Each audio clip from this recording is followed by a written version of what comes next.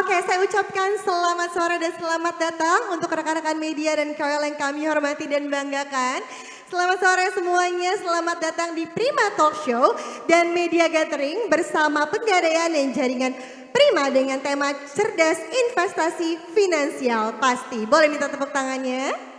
Sebentar lagi kita akan langsung saja mendengarkan diskusi cerdas investasi finansial pasti.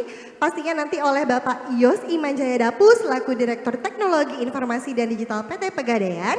Bapak Robi Sutisna selaku SEVP Marketing PT Rinti Sejahtera dan pastinya Melvin Mumpuni selaku Financial Planner. Kita akan langsung nih mendengarkan paparan dari Melvin Mumpuni, seorang Financial Planner dan founder dari financialku.com. Oleh karena itu, tanpa berlama-lama lagi, mari saya ingin mengundang kepada Melvin Mumpuni untuk bergabung bersama saya di atas panggung. Boleh silakan untuk naik ke atas panggung. Boleh minta tepuk tangannya untuk Melvin Mumpuni. Selamat sore, saya turun sini ya. Perkenalkan, saya Melvin Mumpuni, seorang perencana keuangan. Saya banyak bantu klien saya, biasanya individu, keluarga, dalam hal mengatur keuangannya. Sebelum lebih lanjut, izinkan saya kenalan dulu nama Melvin mungkin ya sama Melvin Mumpuni. Karena katanya nama itu bawa doa. Bapak Ibu saya aslinya orang Pekalongan, makanya nama belakang saya adalah Mumpuni gitu. Itu nama orang Jawa, Jawa Tengah khususnya. Nah kalau nama Melvin itu Bapak Ibu itu ada artinya teman-teman. Ada yang tahu artinya? Ya Melvin itu ada singkatannya, itu pun nama pemberian dari nenek saya dan itu ada singkatannya. Jadi waktu saya dikandung sama mami, udah ngerti nih, wah ini anak nanti gedenya ngomongin finansial, udah dikasih nama aja Melvin. Jadi Melvin itu ada singkatannya teman-teman. Melnya adalah melek, Vinnya adalah finansial. Masa sih?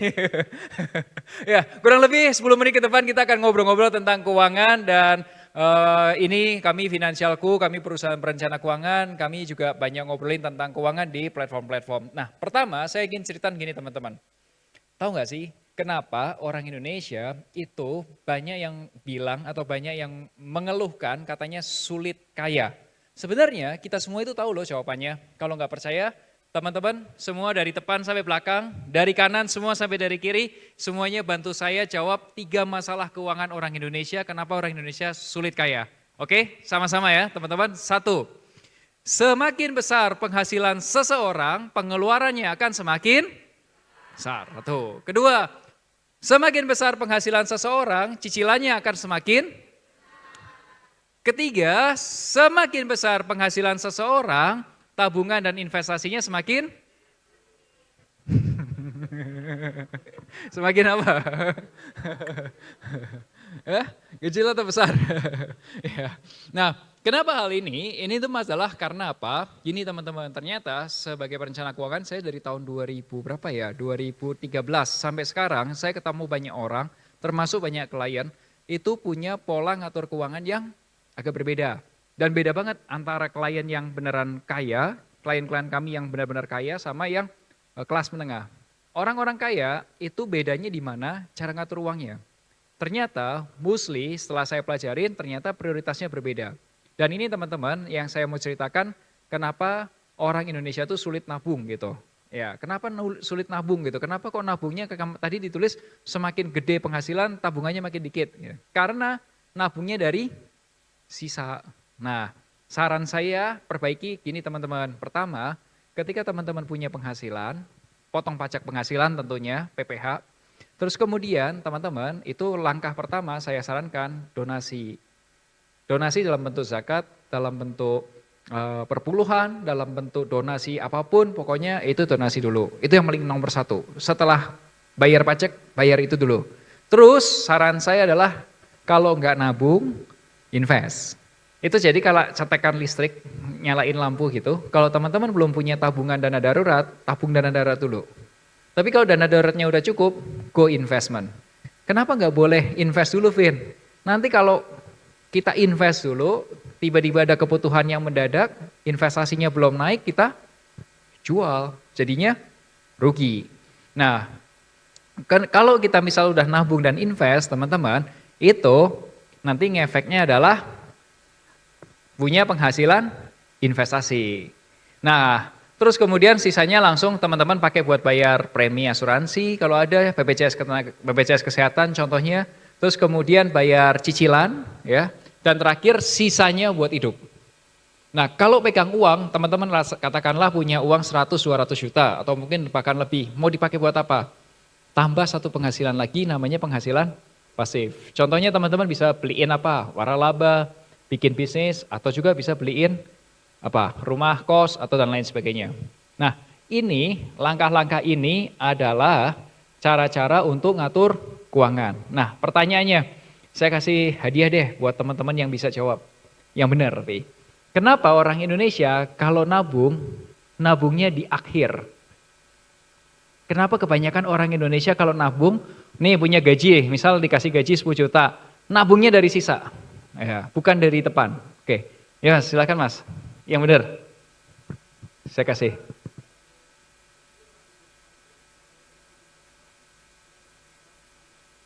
Oh sudah diplot di depan yang dulu, bukan, bukan, bukan, benar tapi bukan yang itu jawabannya. Jadi secara psikologi kenapa orang Indonesia nabungnya di akhir? Oh, bukan cari aman. Satu lagi, yes. Kenapa? Lifestyle, bukan. Nah, jawabannya adalah gini, saya mau tanya teman-teman. Kapan pertama kali teman-teman pernah dengar dalam hidup teman-teman, sisanya ditabung? Dari dulu, dari kapan pertama kali dengar dalam hidup sisanya ditabung ya? Kapan kan kira? Dari lahir dikasih tahu. Dari kecil ya. Jadi ternyata teman-teman itu adalah, jadi kenapa orang Indonesia kalau nabung di akhir itu bukan karena itu yang paling benar, tapi karena itu adalah nasihat yang pertama kali teman-teman dengar pas waktu mungkin SD, kasih uang jajan. Dek ini uang jajan, belanjain, jangan boros-boros. Sisanya ditabung. SMP diulangin lagi, SMA diulangin lagi, sampai nanti kuliah. Nah, jadi teman-teman akan terbiasa, yang benar adalah sisanya ditabung. Padahal, kalau orang-orang bule, mami-mami bule, itu kan mami-mami Indonesia yang ngomong. Mami-mami bule tahu nggak ngomongnya apa? Kalau teman-teman cek di Google, mami-mami bule kasih tahu anak-anak kecilnya, itu adalah pay yourself first. Bukan sisanya ditabung, itu bedanya. Nah sekarang teman-teman, karena teman-teman tahu, oh ternyata ini gara-gara zaman dulu dikasih taunya waktu kecil sisanya tabung ya. Sekarang teman-teman punya pilihan. Sekarang mau nabung di depan atau di belakang. Oke? Nah berikutnya saya mau cerita, Vin kalau misal bicara tentang investment. Investmentnya apa Vin? Sekarang apa orang-orang bilang in this economy gitu ya, investmentnya apa gitu. Nah saya mau cerita. Teman-teman, saya mau cerita tentang investasi itu kayak orang main sepak bola. Pemain sepak bola jumlahnya berapa orang?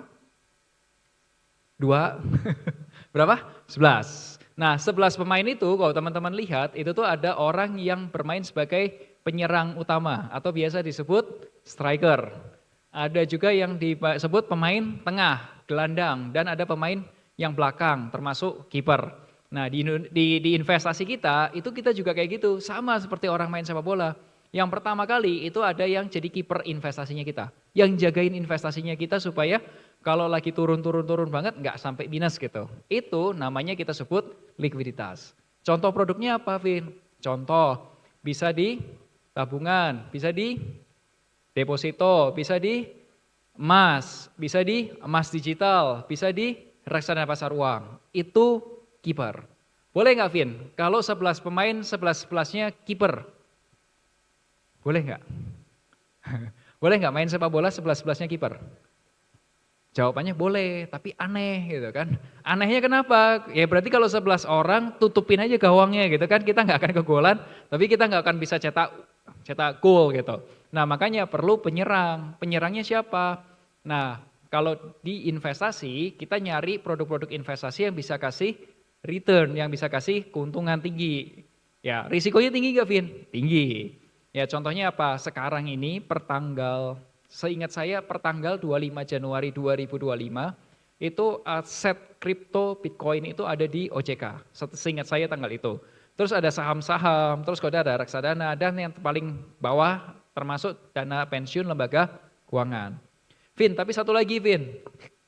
Ada nggak investasi yang bisa kasih keuntungan rutin tiap tiap bulan, per 3 bulan, per 6 bulan, atau mungkin setahun sekali ada return gitu. Ada contohnya dari dividen saham, dulu juga ada peer-to-peer lending, kemudian ada produk surat utang pemerintah, surat utang korporasi. Mainnya gimana, Vin? Kurang lebih gini teman-teman. Kalau teman-teman one day uangnya sudah cukup lumayan, angkanya sudah di ratusan juta, menuju M, atau dari M menuju yang lebih gede, itu mainnya kayak gini, kayak main sepak bola. Kalau ternyata kayak orang main sepak bola, itu biasanya ada strategi defense, ada strategi offense. Jadi kalau misal kita lihat, wah musuhnya kayaknya kita lebih unggul nih, kayaknya kita bisa nyerang nih, kita perbanyak pemain penyerang.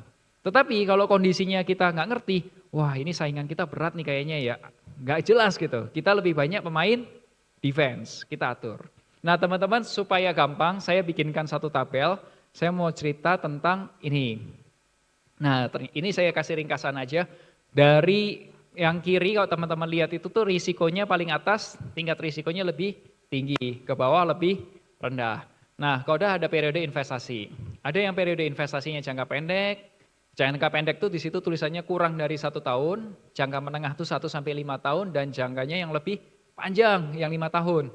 Nah teman-teman bisa lihat tuh beberapa produk itu sudah saya plot, kira-kira produk mana yang lebih cocok untuk jangka pendek, jangka menengah, dan jangka panjang. Nah sekarang mau tanya, boleh nggak Vin, main sepak bola 11 pemainnya semua penyerang? Jawabannya? 11-nya striker, jadi tim sepak bola 11-nya striker, boleh? Boleh, tapi risikonya kegolan, nggak ada yang jagain gawang. Jadi makanya teman-teman kalau saya pribadi, saya bukan orang yang menganut all in di satu produk, atau misal 100% uang kita dorong ke satu produk. Kenapa? Karena risikonya terlalu gede. Saya lebih suka kayak orang main sepak bola, ada peranannya beda-beda. Nah lihat kondisinya. Nah sekarang teman-teman lihat nih kondisinya sekarang lagi bagus nggak ekonomi? Kalau Indonesia ekonominya bagus, kita juga pede, tambahin dong penyerang-penyerangnya. Tapi kalau kita lagi lihat sekarang kurang pede dengan kondisinya, kita perbanyak pemain pertahannya gitu. Kurang lebih seperti itu teman-teman. Jadi apa yang harus dilakukan teman-teman? Jadi yang pertama, yang paling penting dari saya terakhir ini, jangan sampai kita, nah ini, jangan sampai semakin besar penghasilan, semakin katanya mau kaya, tapi kalau semakin besar penghasilan, pengeluarannya makin besar. Makin besar penghasilan, cicilannya makin besar. Semakin besar penghasilan, tabungan investasinya makin kecil. Nah itu gimana caranya kaya? Nah coba pikirkan pakai logika. Oke, saya kembalikan ke moderator kita. Oke, terima kasih Melvin. Boleh minta tepuk tangan yang paling meriah juga. Waduh, tadi dibuka disuruh berpikir, ditutup disuruh berpikir. Yang pertama mungkin berpikir tuh agak sedikit, aduh bener juga ya, ada miris-mirisnya, ada tertampar-tampar kecil. Soalnya kan nih kalau kata Gen Z hari gini, indis ekonomi, kita investasinya gimana gitu ya.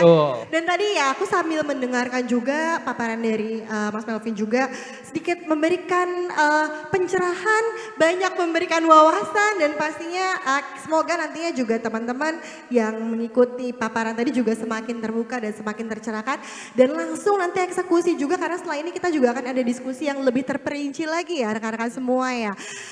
Pasti di sini tadi aku udah intip juga di slide 2 juga ada banyak yang nanya. Tapi nanti sabar, kita akan tanyakan dibantu sama saya bertanyanya. Oleh karena itu Mas Melvin mungkin boleh silakan duduk di sini dulu ya. Ini sambil saya akan mengundang 2 narasumber yang luar biasa juga untuk berdiskusi di sore hari ini. Sambil saya akan sedikit bacakan biografinya juga, biodatanya juga. Saya akan panggil satu-satu terlebih dahulu. Hari ini kita akan melanjutkan diskusi kita. Saya akan mengundang Bapak Yos Imanjaya Dapu selaku Direktur Teknologi Informasi dan Digital PT Pegadaian yang merupakan lulusan Sarjana Teknik Elektro dan Elektronika dari Universitas Indonesia dan memiliki pengalaman lebih dari 20 tahun di industri teknologi informasi dan solusi digital. Sepanjang karirnya, beliau pernah memegang berbagai posisi strategis di sejumlah perusahaan teknologi global. Oleh karena itu, boleh saya mengundang untuk Bapak Yos Dapu untuk bergabung bersama kami di atas panggung. Silahkan Bapak. Selamat sore Bapak, silahkan duduk di sini. Oke, kita nggak hanya bertiga, kemudian saya akan mengundang satu lagi narasumber yang pasti akan memberikan wawasan luas juga. Saya ingin mengundang Bapak Robi Sutisna selaku SEVP Marketing PT Rintis Sejahtera. Silakan Bapak, yang merupakan lulusan sarjana ekonomi dari Universitas Sumatera Utara atau USU dan memiliki pengalaman lebih dari 20 tahun di industri perbankan serta sistem pembayaran di Indonesia. Sepanjang karirnya, beliau telah berkontribusi dalam berbagai inisiatif strategis yang mendorong ekosistem pembayaran digital dan kolaborasi antar pelaku industri. Selamat sore Bapak. Oke, sudah lengkap ya narasumber kita sore hari ini. Selamat sore Bapak Yos, Mas Melvin dan Pak Robi, apa kabar? Kabar baik. Kabar baik, alhamdulillah ya. Sehat selalu ya Pak ya. Oke deh, kalau gitu tanpa berlama-lama lagi mungkin kita langsung saja berdiskusi. Karena tadi Pak saya udah intip, slide-nya tuh banyak banget yang nanya. Ini antara curhat atau nanya gitu ya kalau habis denger tadi paparan dari Melvin ya. Gak apa-apa, nanti tetap saya tanyain ya. Oke deh, kalau gitu kita mulai saja diskusi sore hari ini. Teman-teman media dan teman-teman KOL juga mungkin sudah ready untuk mencatat apapun yang kita akan diskusikan hari ini ya.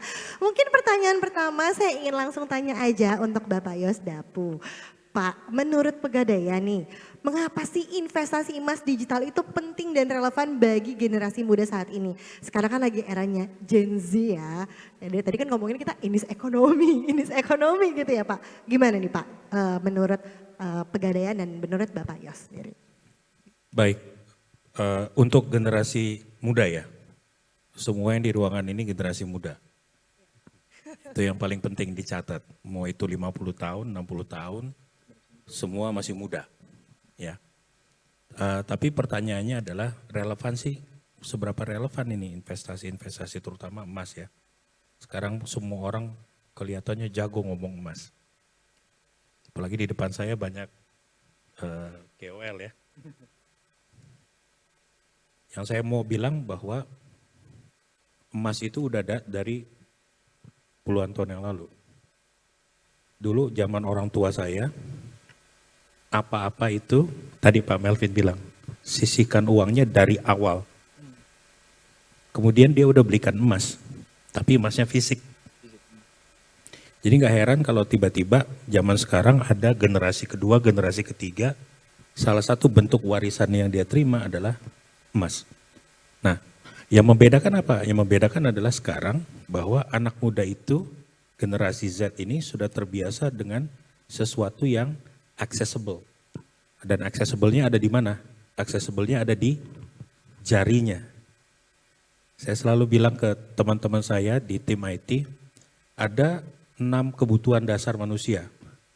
Zaman saya dulu SD, kebutuhan dasar sandang, pangan, dan papan. Tapi overtime itu bertambah. Sandang, pangan, papan, listrik, dan internet. Betul ya? Ternyata kebutuhan itu bertambah, teman-teman. Kebutuhan itu bertambah dengan yang namanya aplikasi. Siapa yang di sini tiap hari nggak pernah menyentuh aplikasi? Saya kasih analogi. Saya dulu sempat mengalami zaman di mana bangun tidur pakai beker yang bentuknya kayak lonceng itu, tek gitu. Sekarang alarm pakai apa? Handphone. Nah sekarang jadi pertanyaannya buat Pegadaian adalah bagaimana membuat emas ini relevan ke anak muda? Caranya lewat aplikasi. Kenapa? Karena kalau kami tidak relevan, dan tidak akan berhasil juga. Kalau kami tidak relevan dan teman-teman juga tidak akan melihat ini sebagai value. Nah itu kenapa emas ini penting buat generasi muda. Karena di dunia ini tidak ada yang baru ya. Semuanya pernah terjadi. There is no rocket science. Sekarang mengakses terhadap jasa keuangan sudah mudah. Semua pasti pakai mobile banking. Sama, emas pun sekarang dipermudah lewat aplikasi. Itu kenapa emas ini relevan buat anak muda. Karena satu yang paling penting adalah mudah buat mereka. Kedua, kalau di Pegadaian bisa mulai dengan nominal yang paling kecil.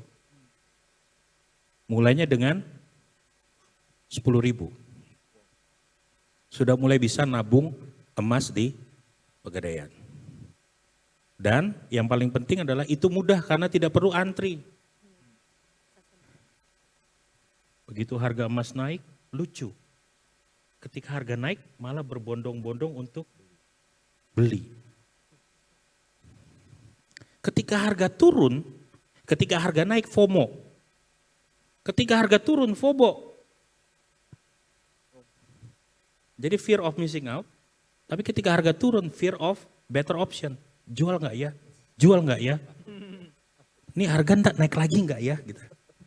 Nah, ini yang saya mau ajak teman-teman bahwa nanti diskusinya bisa ditambahkan, terutama sama Ko Melvin. Saya panggilnya Ko Melvin ya. Ya boleh. Ya. Kalau sebelah saya Ko Ernest jadinya agak lain gitu.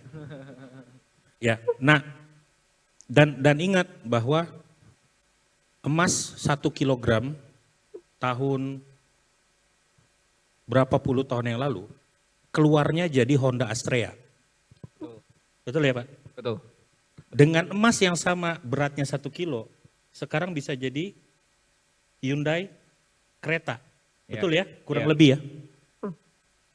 Jadi emas 1 kilo beberapa waktu yang lalu, gaya hidupnya itu cuma ngasih gaya hidup Honda Astrea. Emas di harga sekarang nih, sekarang bisa lihat ya ada slide-nya. Saya nggak tahu di belakang ada slide saya atau enggak. Sudah ada Pak. Emas harganya di 2026, 2.979.000 per gram. Kalau ini saya tarik mundur ke 20 tahun yang lalu, harganya sudah naik 1.446. Yes, nggak ada yang namanya harga naik terus, ada naik turunnya. Tapi lihat trennya selalu naik. Nah nanti Ko Melvin bisa nambahin. Jadi emas itu jangan dilihat sebagai trading daily ya. Salah itu kalau teman-teman ngelihatnya trading daily. Walaupun akhirnya aplikasi kami tuh Mbak ya, itu sekarang banyak yang kecanduan sama aplikasi Tring. Karena dia bentar-bentar lihat harga naik nggak ya, harga turun nggak ya, harga naik nggak ya, harga turun nggak ya. Kita senang aja. Tapi di momen ini nanti yuk sama-sama perhatikan bahwa emas itu bukan trading tiap hari. Emas itu long term. Nah itu aja jawaban saya untuk saat ini. Terima kasih Pak. Ya teman-teman di sini juga sudah terpapar ya tadi slide-nya juga ditampilkan. Saya baru tahu tadi fear of better option ya Pak ya. Tapi iya sih saya setuju how to keep relevant with the younger audience tuh memang benar-benar dari aplikasi. Karena sekarang tuh mungkin teman-teman di sini relate ya. Siapa yang bangun tidur lihatnya megang HP. Kalau HP nggak ada di sebelah bantal anxious. Mungkin nanti tahu harganya bisa start dari murah bangun pagi langsung investasi emas di aplikasi Tring by Pegadaian. Oke kalau gitu saya masih mau nanya seputar potensi untuk generasi muda, tapi sekarang saya mau tanya ke Bapak Robi nih Pak. Nah Pak, menurut Bapak sendiri, mengapa sih investasi emas digital ini dinilai potensial nih bagi generasi muda? Baik, thank you Mbak. Assalamualaikum warahmatullahi wabarakatuh. Jadi sebenarnya tadi sudah dijelaskan sangat detail sama Pak Yos. Jadi kalau saya boleh cerita sedikit, tabungan sekolah saya itu adalah tabungan emasnya ibu saya. Jadi mekanisme orang tua menabung dulu untuk anak sekolah itu dengan membeli emas, Pak Yos. Membeli emas, kemudian karena jangka waktu terus kemudian digunakan untuk sekolah. Nah, yang menarik sebenarnya waktu segmennya ditargetkan untuk anak muda, ini hebatnya Pegadaian juga mulai merubah konsepnya, Pak. Jadi ngerubah dari konsep yang harus datang, kan anak muda nggak akan mungkin datang ke toko emas Pak Yos, nggak mungkin mereka ngantri Pak Melvin, terus nungguin itu enggak. Jadi waktu dirubah ini menjadi menarik. Jadi ketika hanya ngerubah proses belinya di mana saja, itu belinya yang harusnya ke toko sekarang bisa belinya online, itu membuka segmen market yang baru. Nah challenge berikutnya adalah kalau beli emas itu selalu melihat harga sebelumnya sama harga sesudahnya Pak Yos sebenarnya. Beli enggak ya gitu. Padahal kan konsep dasarnya kalau sama ibu kita dulu gini diajarkan, kalau punya uangnya 1.000 ya belilah 1.000, lupakan harganya berapa. Gitu. Tapi kalau anak sekarang itu masih banyak mikirnya. Jadi kita selalu bilang teman-teman anak muda, teman-teman di kantor kita yang anak muda, kalau sudah punya niat untuk investasi emas anak muda, belinya sekarang digunakan uang yang disisakan, bukan disisakan, yang uang yang sudah dicadangkan untuk dibelikan emas untuk menjadi investasi. Mungkin itu Mbak dari saya. Oke, terima kasih Pak Robi. Tadi sempat mention juga itu kan berarti sekarang kesempatan saat ini kan membuka lebih banyak orang lagi gitu ya untuk investasi emas karena kan lebih accessible, lebih mudah. Nah, aku mau tanya nih ke Mas Melvin juga. Kalau dari Anda sendiri, karena tadi semakin banyak peluang orang yang investasi emas, potensi investasi emas digital di masa depan ini akan seperti apa? Nah, ini menarik nih. Mungkin boleh dibantu juga ke slide saya yang terakhir dari teman-teman di yang harga emas itu. Tadi mungkin saya lupa. Tapi saya mau cerita gini ya. Saya itu pertama kali beli emas itu tahun 2011. Pada saat itu lulus kuliah, S1, kerja, kemudian betul seperti Bapak sampaikan diminta untuk disuruh beli emas gitu. Pada saat itu untuk ngumpulin emas itu caranya ngumpulin teman-teman, saya tuh ngumpulin pakai uang cash dulu, kekumpul untuk misal katakanlah waktu itu saya ingat pertama kali beli itu saya ngumpulin coba challenge 25 gram pertama gitu. Itu challenge pertama. Itu tuh pakai rupiah, dikumpulin. Tahu nggak apa masalahnya? Harganya naik duluan. Jadi mau ngumpulin 25 gram itu berat banget karena mau nyampe naik lagi, mau nyampe naik lagi. Akhirnya nyampe juga sih, tapi challenge gitu. Tapi kalau pakai emas digital teman-teman tuh bisa beli, misal nih punya uang tadi 10.000, mungkin 100.000 lah ya, 100.000 itu beli, itu tuh sudah dapat berapa gram, walaupun masih mungkin 0, sekian gram gitu ya. Nanti kalau udah punya uang lagi, kumpulin lagi. Jadi kekumpul 25 gram itu menurut saya akan lebih cepat daripada cara saya dulu ngumpulin pakai rupiah terus, kalau udah baru kumpul gede baru beli, itu satu. Tapi kalau dengan emas digital teman-teman, belinya digital, itu sudah dapat, dapatnya harganya itu harga yang the best price. Dan teman-teman yang berikutnya, kenapa emas, kalau teman-teman perhatiin ya, kalau ditarik data dari 20 tahun yang lalu, emas itu rata-rata pertumbuhan tuh 10,9, katakanlah 11%, sampai 11,6%. Tapi dalam waktu 5 tahun terakhir ini, kalau pakai data 5 tahun terakhir ini, kenaikannya gila-gilaan, 13,5 sampai 22,2%. Saya ingat emas itu mulai naik, turun dikit, kemudian terus naik itu pada saat Rusia versus Ukraine. Itu pertama kali terbang, terus turun dikit, terus udah lama-lama semakin kesini makin terus naik gitu. Bahkan karena saya seorang konsultan investasi, saya memperhatikan data emas yang bulanan, itu grafiknya serem banget. Kenapa? Harganya naik terus. Nah jadi ternyata pada saat ketidakpastian ada, ternyata emas itu jadi sesuatu yang lebih bagus. Nah berarti kan bisa jadi konsiderasi bahwa investasi emas digital ini salah satu keuntungannya adalah lebih aman ya. Nah aku mau kembali ke Bapak Yos lagi nih Pak. Tadi kan kita udah bahas konsiderasi untuk memulai investasi emas digital. Nah gimana cara paling mudahnya nih untuk teman-teman di sini, mungkin nanti teman-teman media, teman-teman KOL juga sharing di keluar sana, cara paling mudah untuk memulai investasi emas digital saat ini? Cara paling mudah memulai investasi emas digital. Tadi karena saya duduknya menghadap ke panggung, jadi saya nggak ngelihat. Siapa yang udah install Tring di sini? Oke. Angkat tangannya. Nambah Pak, tadi di awal saya tanya belum segini banyak. Coba yang sekarang makin banyak. Yang ibu ini di depan saya persis pakai jilbab warna hijau. Ya, saya Airani Listia Pak. Panggilannya Airan? Iya. Udah bisa. install Tring? Sudah. Kapan install Tringnya? Sudah sekitar 2 bulan atau 3 bulan yang lalu. 2 bulan, oke. Waktu install Tring pertama kali susah atau gampang? Mudah. Mudah? Kenapa mudah? Karena tinggal download, setelah download daftar dan itu paling cuma butuh waktu sekitar 5 menit sampai 10 menit. Termasuk recognition wajah segala macam? Iya. 5 menit aja? Iya, 5 menit, 10 menit lah. Terus sekarang udah pakai Tring untuk ngapain? Untuk tabung emas. Nabung emas? Iya. Oke. Experience-nya gimana dengan nabung emas? Selama ini saya sih menabung emas di Tring itu nominalnya dari yang paling kecil dulu sih Pak. Kadang cuma 10.000, 50.000 lah gitu. Dan itu paling setiap seminggu atau berapa minggu gitu saya coba sisipkan sedikit.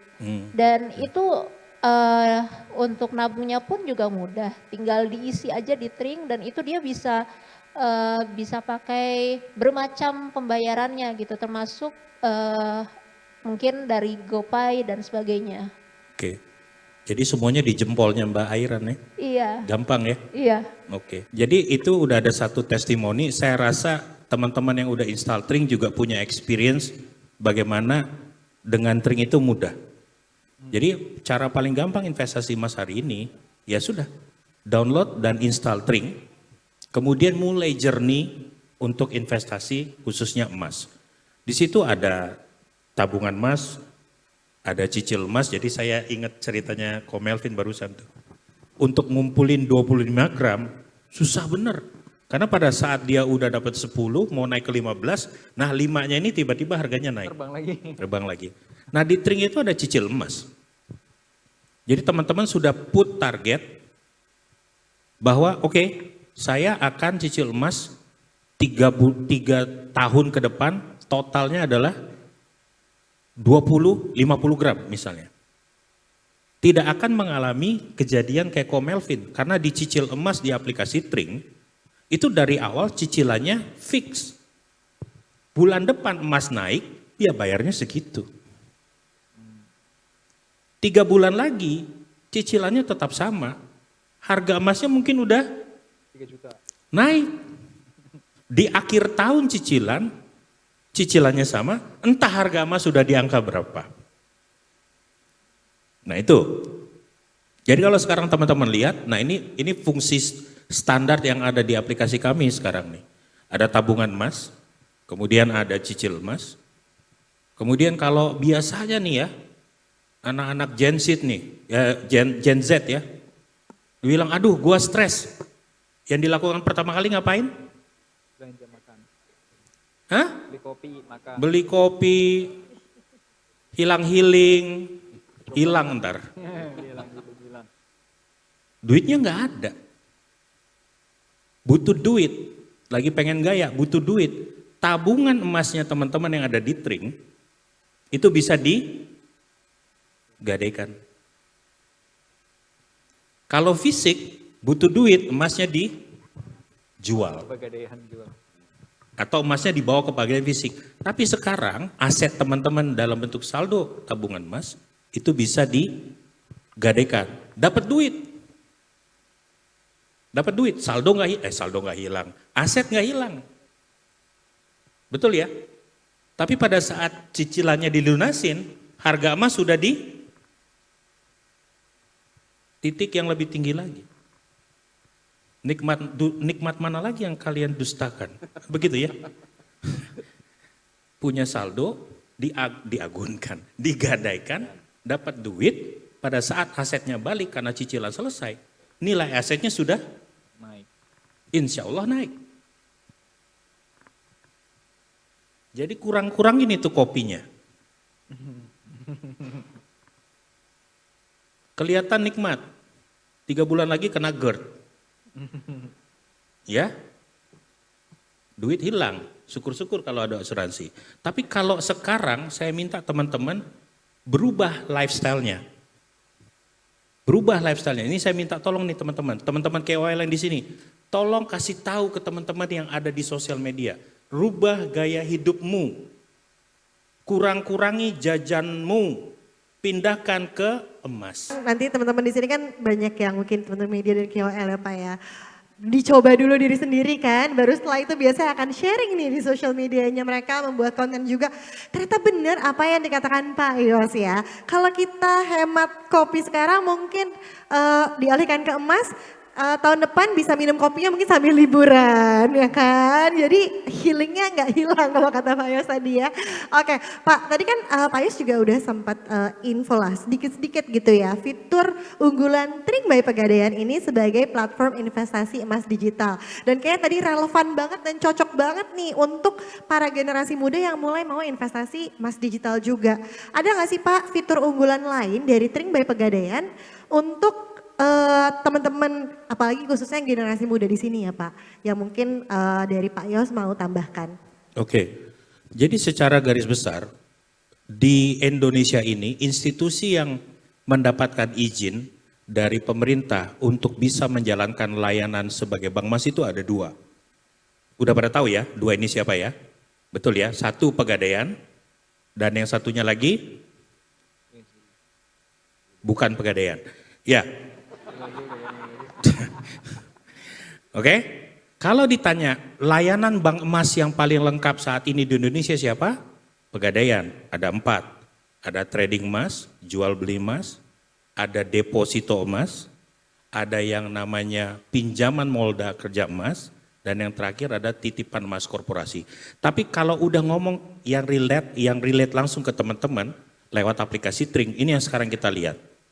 Buka tabungan emas, ya, kemudian ada gade tabungan emas, ada deposito emas, dan ada cicilan emas. Ada satu yang menarik di situ, ambil fisik. Ini saya mau nyambungin dikit ke Komelvin ya barusan. Komelvin emas digital aman ya? Kenapa? Emas digital aman ya? Aman. Oke. Di Pegadaian, setiap hari sebelum teman-teman bisa beli emas lewat aplikasi Tring, itu fisiknya udah di store duluan oleh Pegadaian. Jadi ini kena dua, satu kena dari sisi aman, kedua kena dari sisi konsep syariahnya. Emasnya sudah ada duluan teman-teman. Kalau emasnya nanti dibelinya sama Pegadaian, Komelvin beli 100 gram, harga 100 gram saat ini 2,9. Kalau Pegadaian nggak secure 100 gramnya Komelvin di depan, dia belinya besok, emas besok udah 3 juta. Yang nggak cuan, bubar jalan. Nah saya minta tolong ke teman-teman, emas di Pegadaian itu 1:1. Teman-teman beli 100 gram, beli 200 gram atau berapapun, itu di Pegadaian fisiknya ada.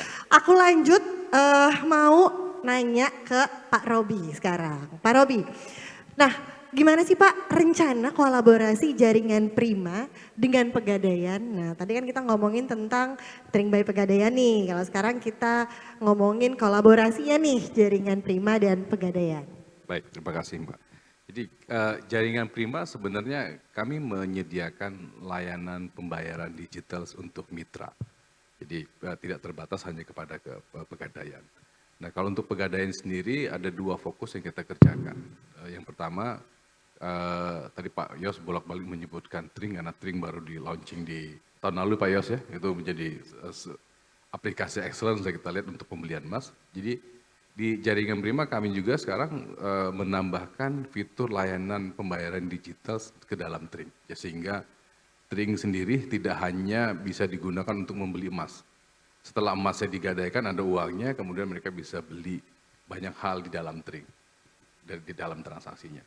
Nah, yang kedua yang kami fokuskan untuk Pegadaian adalah setelah Tringnya bisa ditransaksikan secara digital, kita juga melihat Tring emas itu harus bisa dan mudah diakses di seluruh Indonesia. Jadi karena Rintis punya network yang cukup, yang sangat banyak sebenarnya dalam hal koneksi dengan literasi keuangan, kita melihat salah satu potensi kolaborasi kita dengan Pegadaian dan dengan Tring untuk khusus untuk emasnya adalah kita akan membantu ke depannya mengimplementasikan layanan pembelian emas itu di semua aplikasi yang sudah terafiliasi atau bermitra dengan jaringan Prima. Itu kita rencana kolaborasi kita dengan Oke, Pegadaian. jadi makin mudah lagi ya untuk aksesnya ya. Jadi untuk meng-highlight aja nih Pak, jadi mengapa sih Pegadaian ini perlu bekerja sama dengan jaringan Prima? Oke Mbak, jadi highlight pointnya sebenarnya saat ini jaringan Prima sudah memiliki lebih dari 104 bank. Jadi terdiri dari bank swasta nasional, ada bank asing, kemudian juga ada BPD, dan sempat ngobrol juga dengan Pak Yos. Ya, fokusnya tahun ini apa sih Pak Robi gitu. Kita bilang tahun ini juga kita sedang mengembangkan layanan dengan BPR. Jadi di dalam struktur partnership kita dengan semua bank, jadi sudah mencakup dari swasta nasional, asing, BPD, dan termasuk juga BPR. Dan semua kemitraan kita itu tentunya itu juga akan nanti bisa digunakan sama Pegadaian untuk extend bisnisnya Pegadaian melalui jaringan Prima. Nah, kemudian yang kedua, kita selalu memikirkan teknikalnya Mbak. Jadi teknikal itu menjadi penting dalam pengembangan layanan digital. Kita bilang kita pengen go digital. Tapi pertanyaan berikutnya, seberapa cepat, seberapa tepat kita bisa meluncurkan aplikasi dan diimplementasikan di pasar. Jadi time to marketnya menjadi hal yang sangat penting untuk diperhatikan. Nah, di kami teknis itu menjadi hal yang sangat penting untuk kita perhatikan sehingga pada saat kita terintegrasi dengan Pegadaian, cukup satu kali saja, kemudian nanti kita akan yang membantu mengimplementasikan atau mengintegrasikan semua fitur layanan itu ke mitranya kita. Jadi teknis itu jadi kita buat juga sesimpel mungkin dan hanya harus bisa dilakukan satu kali, baik itu implementasinya dan sertifikasinya. Nah, yang ketiga yang menarik adalah integrasi dengan Pegadaian itu perlu juga melakukan perizinan. Jadi ini yang banyak dikeluhkan bukan cuma di Pegadaian, Pak Yos, sebenarnya dengan mitra kita juga yang lain. Setiap terkoneksi dengan literasi keuangan itu diwajibkan untuk melakukan pelaporan ataupun perizinan. Nah, kalau dikerjakan sendiri-sendiri, Mbak, itu butuh waktu yang cukup panjang karena perizinan itu banyak aspek yang perlu diselesaikan. Kalau dengan jaringan prima karena konsepnya agregator, jadi perizinan itu cukup kita lakukan satu kali. Jadi perizinan selesai satu kali, kemudian integrasi integrasi kita dengan mitra itu bisa diselesaikan atau dikerjakan dengan base perizinan yang sudah kita punya. Sehingga implementasi teknikal jauh lebih mudah, implementasi dan perizinan bisa diukur waktunya supaya lebih cepat. Baik Pak, jadi dengan kerjasama dengan jaringan Prima ini pastinya dari sisi jaringan, teknisnya pun semakin cepat, semakin tepat dan pastinya akan expand-nya juga akan semakin luar biasa lagi ya nantinya. Oke, terima kasih Pak Robi. Aku sedikit kembali nih ke Pak Yos Pak, karena tadi kan sudah banyak nih penjelasan ya, mungkin agak sedikit mengulang tapi memang teman-teman di sini kita harus reminder terus ini ya. Bagaimana sih langkah-langkah investasi emas digital di Tring by Pegadaian? Karena apa? Karena sebentar lagi saya juga akan menampilkan QR supaya tadi kan waktu Pak Yos tanya, siapa di sini yang sudah download Tring? Boleh angkat tangan lagi? Nah masih banyak yang belum Pak, gitu kan kalau kata Pak Yos tadi terlalu ini ya. Sudah dapat banyak penjelasan, jadi ayo kita boleh download bareng-bareng. Mungkin akan dibantu jelaskan juga oleh Pak Yos kira-kira langkah investasi emas digital di Tring by Pegadaian ini seperti apa. Dan teman-teman kita juga sudah ada yang akan bantu untuk memandu dari tim Pegadaian dari sebelah kiri dan kanan apabila ada yang mengalami kesulitan. Silakan. Oke, baik. Di situ udah ada barcode-nya, jadi teman-teman scan barcode yang untuk install Tring dulu. Bagi yang belum punya Tring. Bagi yang udah punya Tring silakan juga scan manual book Tring. Itu basically step by step-nya. Untuk bagaimana proses mulai dari download, kemudian register, sesudah register onboarding, kemudian transaksi pertama. Transaksi pertama artinya mulai berinvestasi emas pertama. Ya. Nah, kalau saya simple sih, saya nggak akan, karena itu aplikasi begitu sudah masuk di proses instalasi dan onboardingnya, itu sangat intuitif sekali. Dia sudah kelihatan dan untuk anak-anak zaman sekarang yang sudah terbiasa hidupnya hampir 24 jam di handphone, itu tinggal mengikuti apa yang kelihatan di layar, dia ikutin petunjuknya, dia klik di bagian mana yang memang harus diklik, basically proses itu selesai. Tadi Mbak Airan bilang kurang dari 5 menit sudah selesai proses onboardingnya. Begitu udah selesai proses onboarding artinya teman-teman sudah punya akun, sudah punya nomor CIF, silakan langsung bertransaksi dengan memulai di tabungan emas. Tabungan emas artinya apa? Beli emasnya. Ya, berapapun yang teman-teman punya. Mau 100.000, mau 200.000, berapapun yang ada sekarang langsung dieksekusi 500.000 misalnya, udah langsung beli saja kemudian ikuti prosesnya. Prosesnya apa? Misalnya sesudah pilih untuk beli, untuk nabung 500.000 ekivalen dengan 0, sekian gram, itu nanti ada proses berikutnya adalah pilih metode pembayaran. Udah ikutin saja proses itu. Kalau ternyata ada teman-teman di ruangan ini yang pernah jadi nasabah Pegadaian, pernah sempat ngegadai, ketika teman-teman masuk, jangan heran kalau tiba-tiba datanya keluar di Tring ya, itu menunjukkan bahwa data kita benar-benar sudah terintegrasi. Banyak yang pernah nabung di Pegadaian, fisik. Pernah? Saldonya ada di Pegadaian. Begitu dia install Tring, dia kaget, kok gue udah punya saldo ya? Itu artinya sepanjang NIK teman-teman tidak berubah, semua data teman-teman ada. Nah, ketahuan kan? Ternyata punya tabungan. Sebelum saya masuk ke pertanyaan dari rekan-rekan semua, boleh nggak saya minta statement singkat dari 3 narasumber yang ada di sini terkait pola investasi. Mungkin ini masing-masing akan ada perbedaan yang cukup menarik juga pastinya. Mungkin boleh dimulai dari Pak Melvin terlebih dahulu. Nah, jadi teman-teman ketika investasi itu ada 3 hal menurut saya. Satu, teman-teman tuh nggak perlu mikir nanti kalau uangnya gede bisa mulai dari yang kecil tapi konsisten. Itu yang pertama. Yang kedua, kalau misal invest, cari produk-produk, platform-platform atau aplikasi-aplikasi yang memang terpercaya dan kredibel gitu ya, sudah terpercaya dan sudah aman gitu. Itu yang kedua.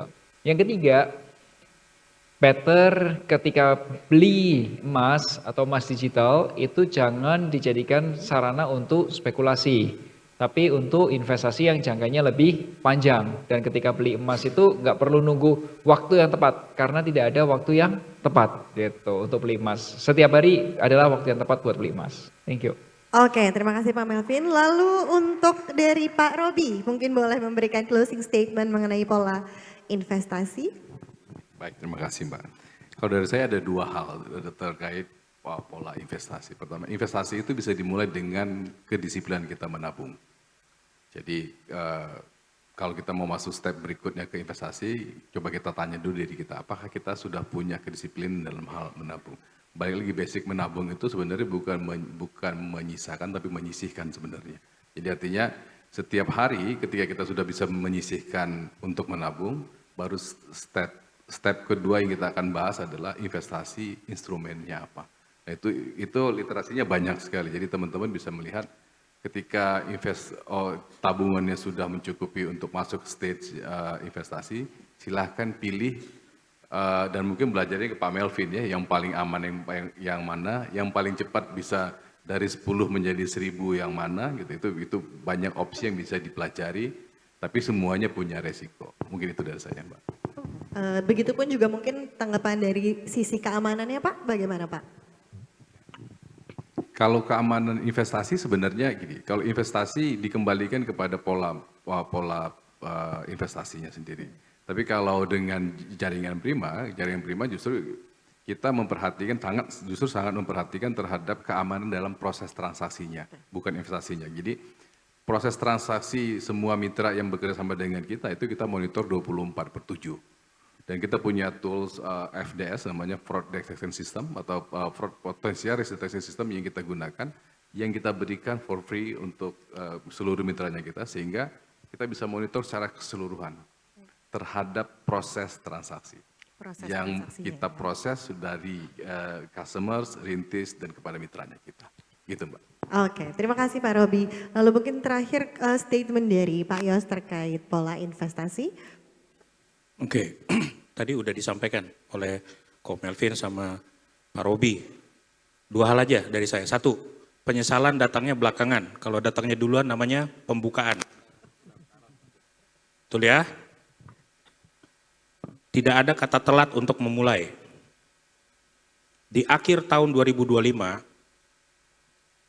analisa yang kami terima, Ko Melvin, Pak Robi, emas dunia itu akhir Desember 2026 diperkirakan ada di 5.000 sampai 5.200 dolar per ounce. Faktanya di Januari udah selesai angka itu. Jadi jangan sampai nanti Ko Melvin ketemu sama teman-teman, terus teman-teman cerita, terus dia bilang gini, kan gua udah bilang, gitu ya. Jangan sampai penyesalan terjadi di teman-teman. Tuh, itu yang pertama. Kemudian yang kedua, tadi disiplin. Udah, petir bukan sembarang petir menyambar rumah si Dinas. Disiplin gak usah pakai mikir, pakai tring untuk nabung emas. Udah itu aja. Luar biasa closing statementnya. Pantun juga ada Pak Yos ini ya Pak ya. Oke, sekali lagi boleh dong minta tepuk tangannya untuk 3 narasumber kita yang sudah dari tadi loh sharing hal-hal yang from A to Z terkait investasi emas digital ini. Oke, bagaimana Pak? Kita lanjut pertanyaan berikutnya. Apa mau? Masih ada Pak. Iya Q&A tadi kan closing statement dari pertanyaan saya.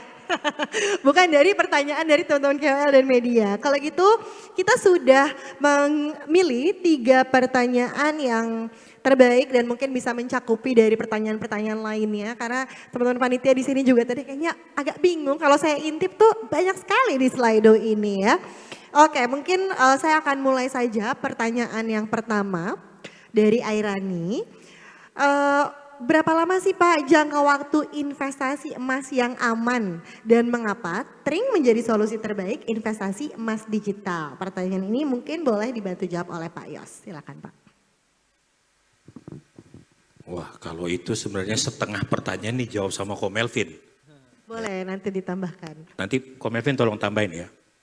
Tapi namanya teknologi, berapapun sebenarnya bisa diakomodasi. Berinvestasi, apakah itu lewat tabung emas, atau cicil emas, atau lewat deposito emas. Itu sebenarnya tergantung kondisi finansial teman masing-masing, satu. Dan kedua, appetite-nya mau kayak apa. Ada orang yang mau cicil emas 2 tahun, ada orang yang mau cicil emas 3 tahun. Berarti kan itu tergantung pada kekuatan finansial yang ada. Ya kan? Ada orang yang mau tabung emas secara rutin, kemudian dia menggunakan teknologi untuk auto debit dari rekeningnya, bisa juga. Intinya adalah tergantung dari kondisi dari teman-teman. Tidak ada kata yang bisa dibilang aman. Ya, nanti Ko Melvin bisa bilang, tapi sesuaikan dengan appetite-nya, sesuai dengan kondisi teman-teman. Monggo Ko Melvin. Ya, oke, terima kasih Pak. Jadi teman-teman kalau saya melihat untuk investasi emas itu satu bisa untuk kebutuhan dana darurat. Kenapa? Karena kalau teman-teman beli di aplikasi seperti Tring gitu, itu kalau ada kebutuhan yang mendadak itu nggak perlu jual buru-buru, tapi ada opsi untuk digadai. Artinya apa? Teman-teman tidak kehilangan emasnya, satu. Untuk dana darurat, itu satu. Kedua, kalau teman-teman tujuannya untuk investasi, saran saya itu jangkanya yang agak panjang, jangan harian. Kenapa? Karena kalau teman-teman beli emas, itu tuh ada harga, ada selisih harga jual dan beli. Teman-teman tahu nggak? Nah, kalau teman-teman beli di hari yang sama, jual di hari yang sama, beli di hari ini, kalau udah jual hari ini, itu ya pasti kena spreadnya jadinya rugi gitu.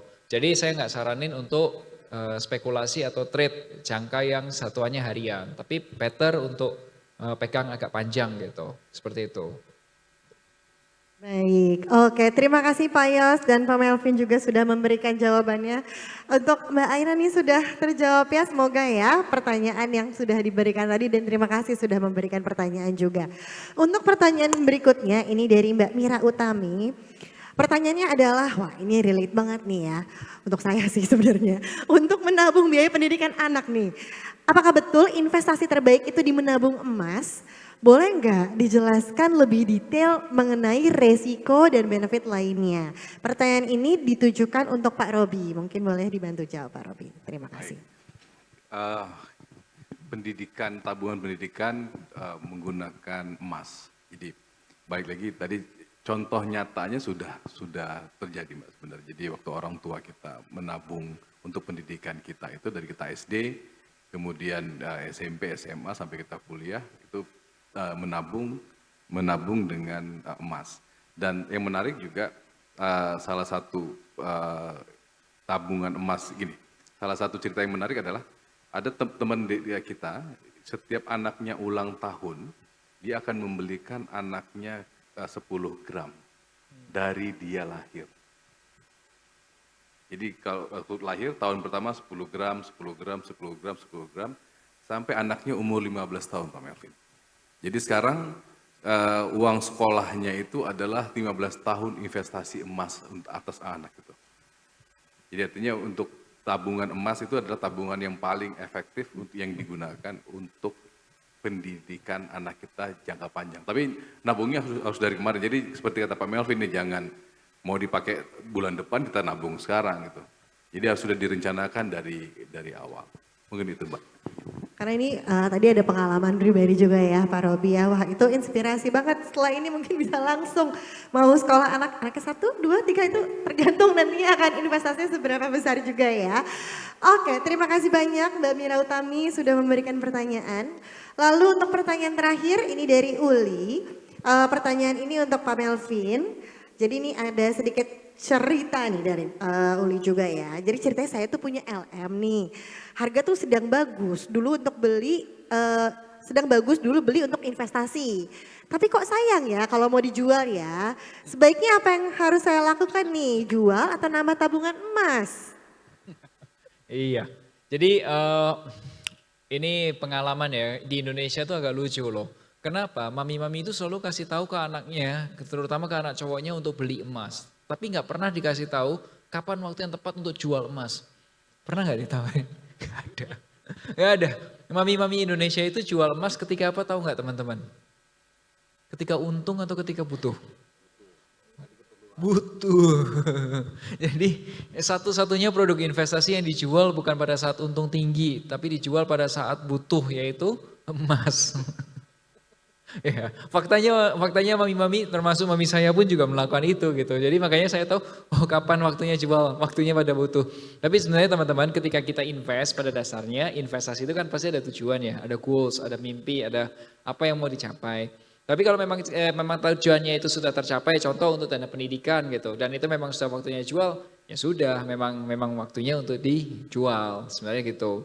Nah kalau sekarang kalau misal mumpung naik gitu, ya tapi kalau memang itu tujuannya belum ada, coba di-build tujuannya buat apa nih? Apakah karena gini ya, emas itu tanya sekarang sudah naik udah untung gede gitu, masih bisa naik lagi enggak? Ya masih bisa gitu. Masih possible, makanya kembali lagi sekarang ada kebutuhan keuangan enggak, tujuan keuangan enggak. Kalau memang itu enggak, ya kenapa harus dijual gitu. Gitu. Oke, semoga mencerahkan ya, karena kan pasti balik lagi ke kebutuhan dari masing-masing orang tersebut ya. Oke deh teman-teman semua, terima kasih banyak pertanyaannya, semoga pertanyaannya juga terjawab dan mungkin yang belum ditanyakan tadi, hopefully pertanyaannya sudah mencakupi dari pertanyaan-pertanyaan perwakilan yang sudah kita bacakan juga. Terima kasih banyak untuk para narasumber yang sudah hadir hari ini, ada Bapak Yos Dapu, Bapak Robi Sutisna dan Pak Melvin Mumpuni yang sudah memberikan wawasan nih yang mendalam mengenai investasi emas digital dan pastinya fitur-fitur digital yang bisa dimanfaatkan oleh masyarakat semua. Sebelum kita akhiri kita akan foto bersama dulu, mungkin Bapak-bapak boleh maju ke depan, akan dibantu foto oleh tim dokumentasi, teman-teman KOL dan teman-teman media untuk bantu melakukan dokumentasi terlebih dahulu. Mungkin boleh dibantu dipandu.